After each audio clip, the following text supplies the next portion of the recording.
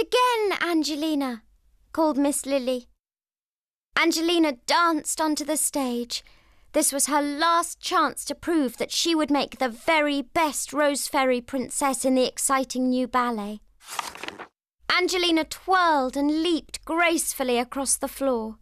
She was concentrating so hard on dancing that she didn't notice that the ribbon on one of her slippers had come undone.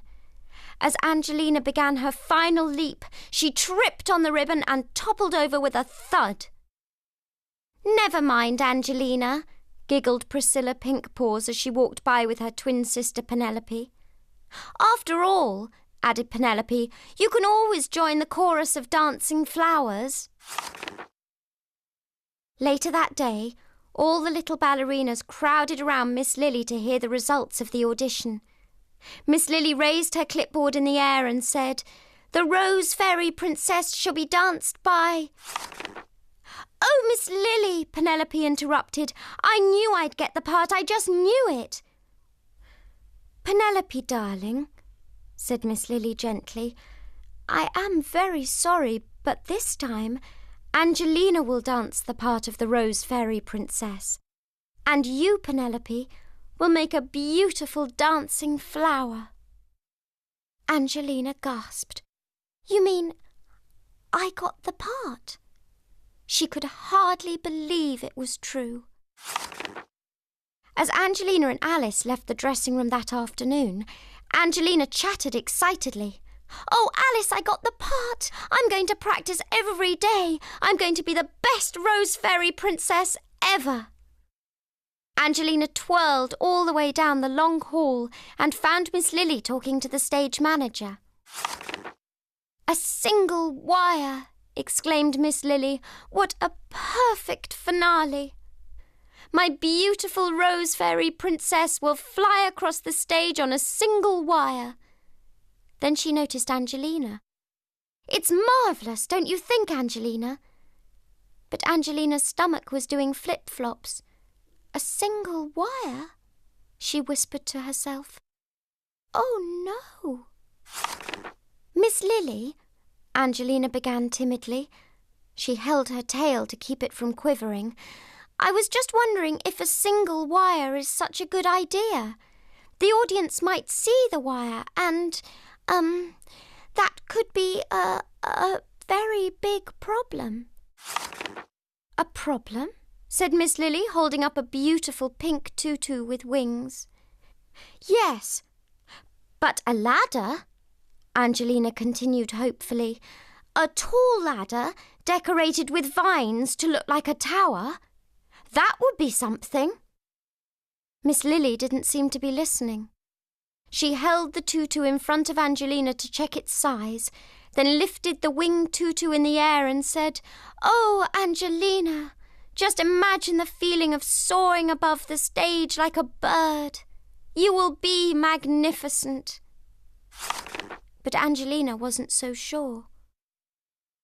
"Why, you're the bravest, most daring mouse I've ever known," said Alice, trying to comfort Angelina. "But this is just one little wire," Angelina exclaimed. "What if it breaks?" "It won't break," Alice reassured her. "I am sure, Miss Lily." But something had caught Angelina's eye. A poster for the circus featuring Zevo, the magnificent acrobat. He would be able to help. Soon the mouselings were peeking through the flaps of a colourful circus tent. "There he is," said Angelina, "the most daring trapeze artist in the world." Angelina grabbed Alice's paw and pulled her into the tent. "Mr. Zevo," Angelina called, craning her neck to watch him as he sailed through the air on a trapeze.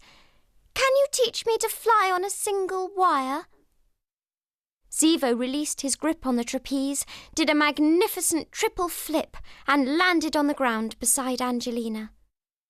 "A single wire?" he asked. "Little mouseling, you've come to the right place. Follow me."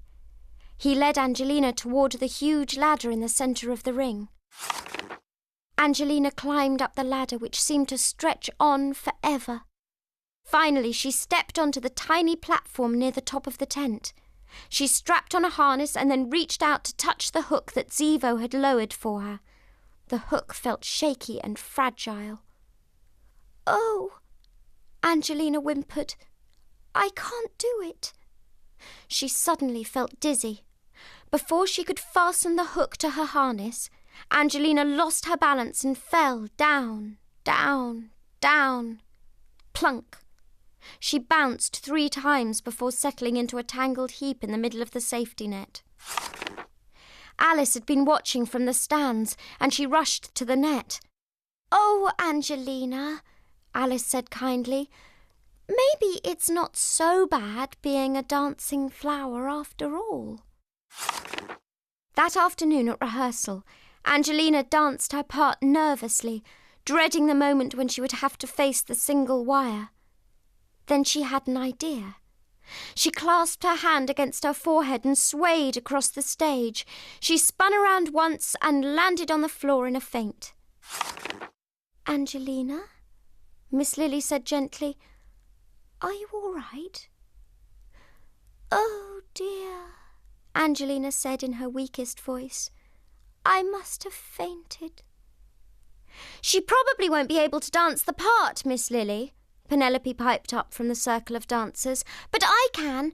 I know every step." "Thank you, Penelope," said Miss Lily as she helped Angelina sit up. "But I'm sure Angelina will be all right. My little rose fairy princess just needs her rest." On the evening of the performance, Alice handed Angelina a small gift. "It's for good luck," Alice said. "I mean, not that you'll need it," she added quickly. Angelina opened the box and found a delicate little bird attached to a thin wire. She smiled as she watched the bird swing back and forth on the wire. But then, snap, the wire broke. "Oh, Alice," Angelina said, "what am I going to do?" "I don't know," replied Alice. "I wish I could do something. I'd even fly across the stage for you if I could." Angelina threw her arms around Alice. "That's it," she cried. "You'll fly across the stage instead of me.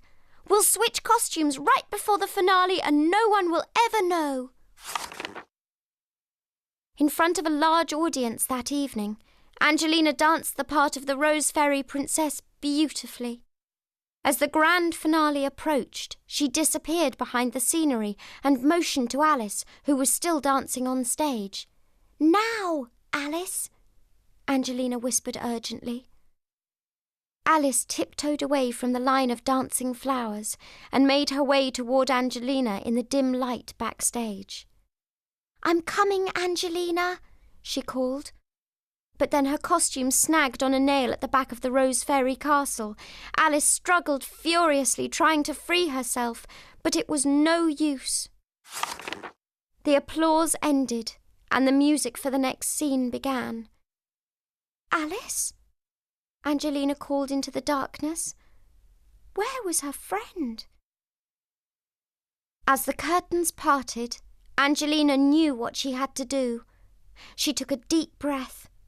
"I won't let you down, Miss Lily," she said, slipping her arms into the harness. "After all, I am the Rose Fairy Princess."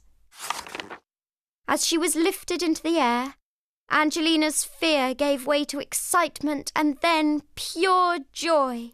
She soared through the air high above the dancing flowers. The audience leaped to their feet and applauded. Angelina felt magnificent, just as Miss Lily had said she would. The next day, Angelina hung her little bird in her bedroom window. "You were a wonderful dancing flower," she said to Alice, who was mending her torn costume. "Do you really think so?" Alice asked, beaming. "Yes," said Angelina. "And you know what? I'm going to talk to Miss Lily about doing a ballet about a circus girl." Angelina gave the little bird a gentle push. "A dancing circus girl who flies across the stage on a single wire," she added. "But, Angelina, Alice said in a worried voice. I'll play the circus girl, Angelina continued, and it will be the best ballet ever.